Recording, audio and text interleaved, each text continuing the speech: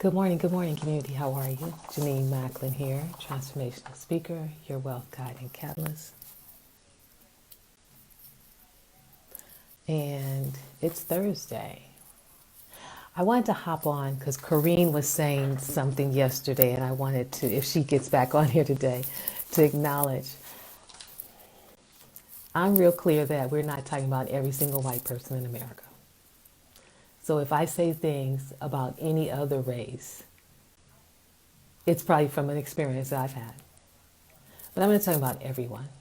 I wouldn't have white friends if I was talking about everyone. So if what I'm saying applies, then it does. And if it doesn't, then it doesn't apply to you. I know it's not all white people. I do have some friends that I can talk to. I have to see how much we'll talk about the race piece, though. But I do know that what is all white people is calling the police on black boys and black youth and black folks. That is all white people. I don't think black people call the police on themselves. I don't even think Asians call police on us. Quite frankly, I don't think Latinos call police on us. I was just reading this morning, June 6th? I don't even know what the day is. Milwaukee. Okay, so it's on June 7th, I believe it was. Milwaukee. Monona, police draws gun, handcuffs black man in his new home after neighbors call 911. It's like, what gives us validity?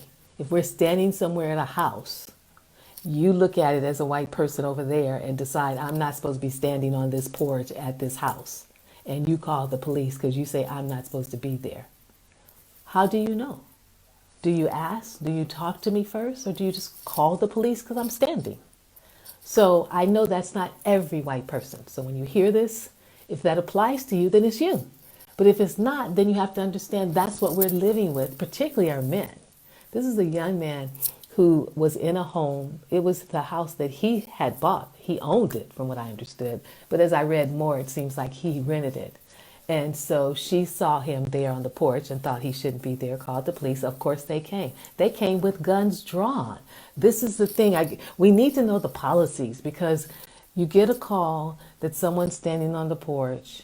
They ain't doing anything, but you come with your guns drawn and everybody's ready. I used to have a friend years ago who was a police officer, because I need to know, what is it? Automatically you come with your guns drawn, so now I've got to defend myself because you're already in a position that could kill me.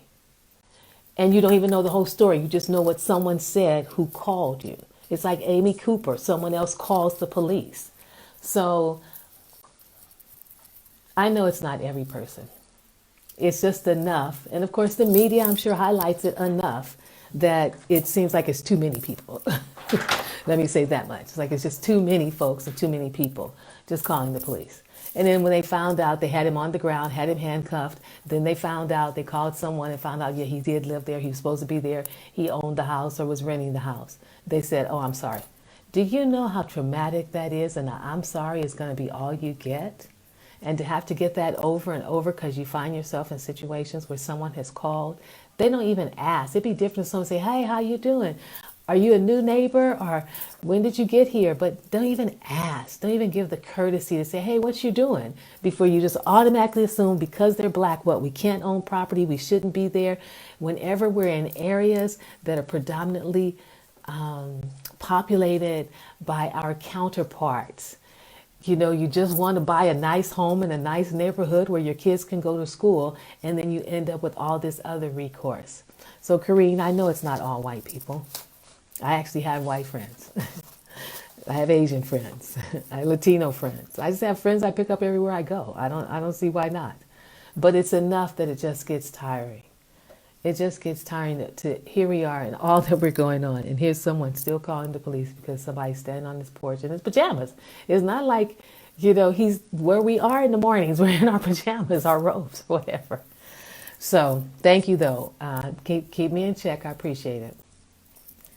But today, after I read that, I thought, wow, I really had to think, when will it end? And so I thought, you know what? Let's just be in gratitude today. Let this be Thursday, day of thanks. Of thanks. What are you thankful for? What are you in deep appreciation for? What are you in gratitude for? I think the numbers for unemployment have reached something that's similar to, I don't know, World War II or something in the past. That's probably the biggest piece right now, because then families and homes are impacted by the lack of income. Where do those people end up? What happens? What's going to happen? There's just so many other conversations to have as well. But why don't we just start with, if you took a moment, what are you grateful for? Grateful, thankful, what are you in deep appreciation for? In the midst of all that's going on right now, or in spite of all that's going on right now, what are you in gratitude and appreciation for? And I know for me, it's probably been the quality time that I've been able to spend with my son. And even some of the quality time that I'm spending with myself. How much time are you spending with yourself? Noticing what thoughts you think, noticing how you manage your energy through the day, noticing what you focus your attention on and what you give your attention to. What is it that you're noticing about yourself? Are those around you that you can find gratitude and appreciation for? So first and foremost, I'm always in great gratitude, appreciation, and deep love for the fact that there is a power in the presence that's breathing my breath, and yours too, and it's beating my heart, and yours too. Okay? There is a power in the presence that's beating your heart and my heart, and that's breathing our breath. We do not do it. We do not have time to do it, to keep track of it. So there's something that loves us so much, that is fueling our very existence. And I'm always in gratitude and appreciation for that. I mean, how could I exist without that? As much as they drive me crazy and I go out in my backyard and I'm like, God, you guys are just like some bad kids, I enjoy watching the playfulness of the squirrels. I've got tangerines all over my yard. The gardener came, did the thing that they do, and then they knock them off the trees, they pull them open, they eat them, and then they leave the rind and everything just all over the ground. But it's fun to watch them play. I'm always in gratitude and appreciation for the sun that shines, for its brilliance, and the moon that shines at nighttime for its brilliance and what they represent and stand for. Hi, David. How are you today? I'm in gratitude and appreciation for the health that I do have. I'm a little sore today. I went walking yesterday. I didn't go walking today. I have to do a video and some other things. But I figured I'd use today to stretch, to do my weights and different things like that. So I'm in gratitude and appreciation for the body I do have, for the health I do have. My heart's beating, my lungs are working. Most of everything that I have is working pretty good. How are you? How's your body working? I'm in gratitude for a roof over my head, that I'm safe, I'm sheltered. You know, there's no rain pouring down on me. I'm not out on the streets. I'm in gratitude for the relationships that I have, the people who call and check on me and send me messages and, you know, how you're doing. And that's it, to at least know that someone considers me and thinks about me as I do them. I'm in gratitude and much appreciation for the unfolding that's happening on the planet. Something had to give. Something had to come to like wake us up and make us come out of the sleep that we were in and decide, how are we going to show up on this planet and what is it going to look like? You got a sore knee, but it's still working? Yeah, I need to stretch today. I'm going to do weights, some sit-ups and push-ups and some floor stuff today. I'm in gratitude about the shift that's happening on the planet. I think each time we do this, we get closer and closer to understanding more. I don't know that we resolve anything, but you know, when I look back 100 years at the women who were marching in New York, and they had a silent march, and then it was for brutality. So it seems like each year then Martin and Malcolm and all of them did it. And now here we are again, pulling back this cover to reveal the truth of who we are and who do we really want to be and how we're going to show up on the planet and in our lives. I'm glad that there's a conversation, a national conversation about humanity. Not black race, white race, yellow race, green race, purple race, but humanity. How are we going to be better humans on this planet? Because that's what God created. I'm sure if we sat down with God and said, what was it that you brought into manifestation? It would be like humans. human beings. You guys did all the religious stuff. You guys did all the race stuff. You did all the political stuff and the wealth stuff that created the separation and the division. Don't put that on me. I'm sure God would be like, no, I'm not in that. You guys did that. I created amazing humans on this planet. So I'm excited about the transformation. Somewhat hopeful at the same time, wondering what we're going to do with our students. I want my son in school.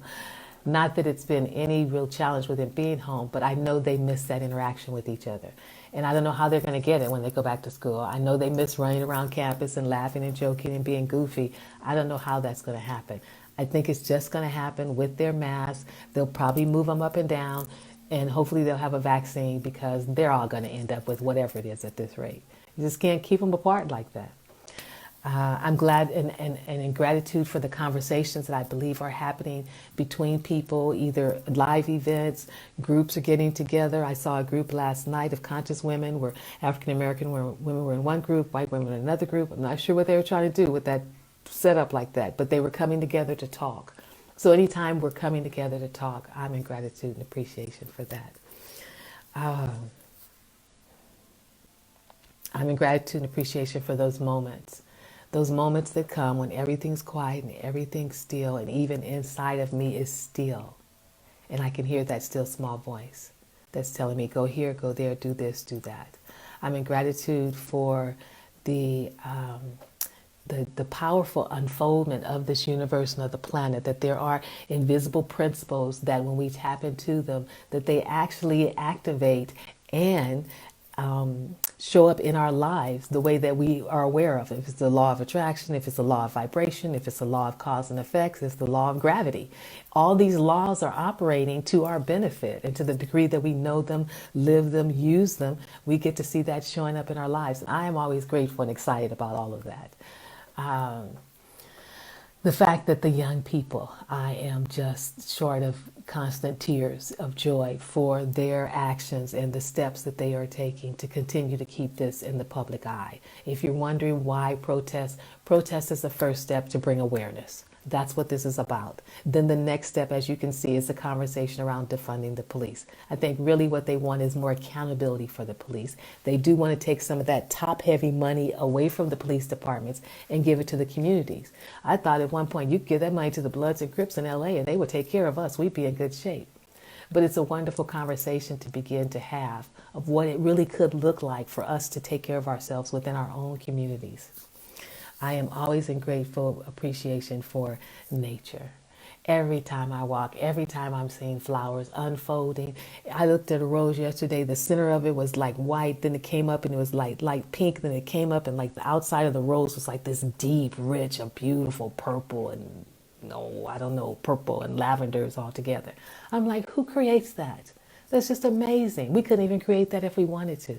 I'm grateful for the air that I breathe that keeps me alive. Grateful for the wind that blows, for the rain that falls, and for the wind that also clears away some of the stuff. At the same time, I know we're dealing with our allergies. So I'm in gratitude for the disagreements I've had that have led to me actually diving deeper within my own self to look at how I can change what I do and how I say certain things. So I'm in gratitude and appreciation just to be here on the planet and to be a part of this process. Because if we're here, right, we're part of the process. Otherwise, we would have changed out of this form into a more light, energetic form, and we'd be helping from the other side. So if you're here right now on the planet, you're here for a reason. Get clear on what that reason is and dive into it 1,000%. So what are you thankful for, grateful for, and in appreciation for? I'm in great appreciation for my wonderful son who teaches me how to love more and more each day, to be more authentic in my own feelings and more present to those feelings. He's really good at doing that. So I'm thankful to have the business and the motivation, the desire, and the drive within to really move women and everyone, but particularly women, to change the relationship that we have with money, to get past all the taboos that we have, like we shouldn't do this, and we shouldn't do this, and we shouldn't do that, so that we become financially confident and we're smart and we're savvy women who really makes decisions with our money that we like the decisions that we make. So I'm excited. This is my third business, Consciously Creating Your Life. Before that, I had another company. I have a 501c3. So I am grateful for that energy of creation and creativity that moves through us. That allows us to take different thoughts and ideas that we have and bring them into manifestation to share with others, to impact the world and impact lives on this planet. And you all have that too. So what is your gift? What is that special something that you have that only you have, that people love, your friends love? Be in gratitude and appreciation for that. And I'm in gratitude and appreciation for those things that make me uncomfortable, those things that open up my heart and expose it to greater vulnerability, those things that make me tired and I just want to go home and go to bed when it's all over with. Because I know that those are significant and just as important as those things that make me laugh, that make me tickle, that put smiles on my face, that leave me with some whimsical kind of what the heck, all of those moments. I'm in gratitude and appreciation for every single last one of them. And I'm in gratitude and appreciation for each and every one of you that comes here. I really appreciate you for those of you who interact. David is usually on here. Crystal Foster is on here. Kate is on here. This Cat is on here. There's a variety of people that just come on here on a regular basis. And so I'm grateful for each and every one of you. To know your names, to at least see your face, and maybe one day I'll even get to meet you at some point. But to be able to still have this vehicle of technology to still be able to talk to you, to serve you, to empower you and support you on this journey and what may seem like a really difficult time for many, many of you. I don't know how many essential workers I have here, and I keep you in my prayers. I don't know how many of you are being impacted by not having your job, not having that income, not even being able to get your unemployment check. I can keep you in prayer and keep you lifted up until that comes, because I know that it will be on its way to you. Okay? I can't even imagine how devastated some of you may be under the circumstances that we're living. And I can pray for you and continue to know that resources are coming to you, solutions are coming to you, and answers are coming to you. And if you just hang in there a little bit longer, stay close to those that you love. Know that we're rooting for you. Hey, David's essential. Well, we love you. We depend on you. You're necessary and needed, and we know that. So take good care of yourself. And all the other essential workers that are on here, let us know. I keep asking you. Let me know. Put an EW. It's simple. Essential worker. What you're doing will add you to our prayer list. I'll be doing a prosperity Blessing Circle next Thursday to add in your prayers, to also kind of talk about what's going on and give any coaching tips for where you are on the journey. I'll put that link in here starting on Monday. But know that we are only here because of you. We know. See, that's the interesting thing about this whole process. It's not the people way up here per se that's keeping this world running.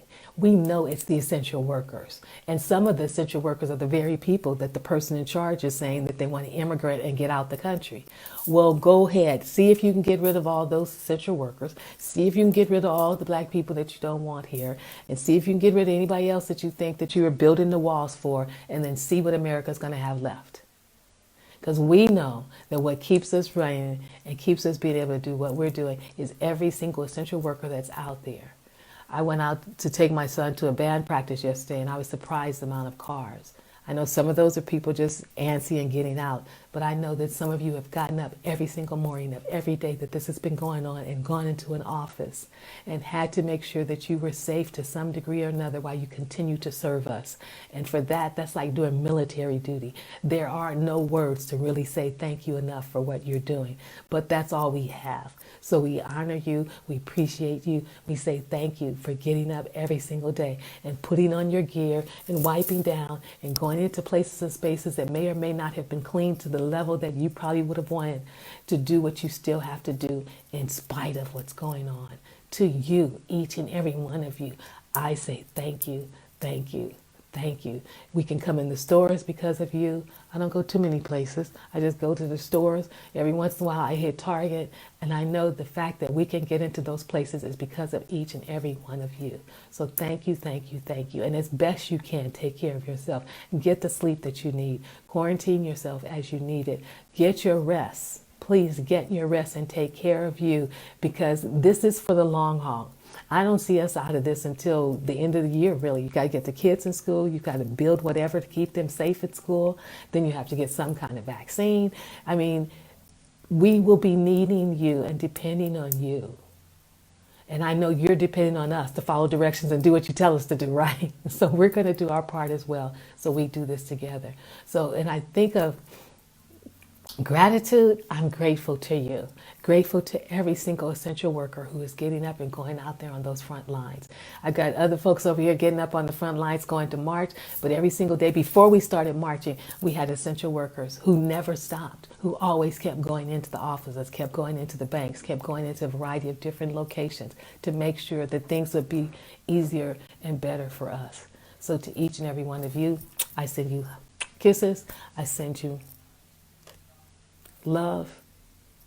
I wrap you all up in amazing, beautiful white light and trust that you're held in that light, that you're safe, and that you're able to do what you need to do, knowing that we're standing here, we're doing our part to stay out of your way and stay in our homes and honor what you're doing to support us and to keep us on this journey.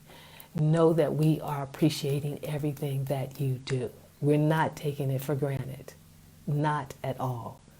And at the same time, I know we're going out, and I know we could probably not go out as much. It would make it easier on you, but we know we got to move forward some kind of way. So we will do the best we can to honor what you're doing and to honor ourselves in that journey. So what are you grateful for today? What are you thankful for? Those of you who come back on here later, give me a hashtag. Replay. Tell me what state you're in. And what are you grateful for? And when I asked you to respond, it's not just for me. There are other people who come back and read this, other people who come back and listen to this. And I want them to see you as well in the line, in the thread, so to speak, of what you're grateful for. We're grateful for our air. We're grateful for the sun. We're grateful for moments. We're grateful for being able to sleep. We're grateful to have the food, even if we're eating the same food over and over and over again. We're grateful to have some place inside that we can be and be safe, because there's a lot of people who are homeless. Do you know they don't even talk about the homeless anymore? At one point here, they were talking about building a space for them to be. Where are all our homeless going? What are they doing with them? So there's so many pieces and so many levels to this whole process. But I want to be thankful for each and every one of you. Thankful to all those moms who are at home taking care of those kids. Thankful to all those dads who I see you walking around with the kids and the dogs, and you're helping out on the bikes and the homework. Thankful to all of you and all of us who are doing what we can to make this country that we live in the highest vision that we hold for it, that embraces everybody as valuable. Everybody is valuable. So have a great day. That's all I got for you today. Let's be in gratitude and appreciation. Let me know below the state you're in. Let me know below what you're in gratitude and appreciation for. And we'll continue to hold all our essential workers in our prayers. Take good care and bye for now. Bye, David. Take good care of yourself. That sore knee. Okay, I know you put some ice on it and you've elevated and done all that stuff, right? Take care. Take off when you need to. I know they're not supposed to say that, right? But you just can't work yourself to death. So you do have to get some rest. Take care, everybody. Bye for now.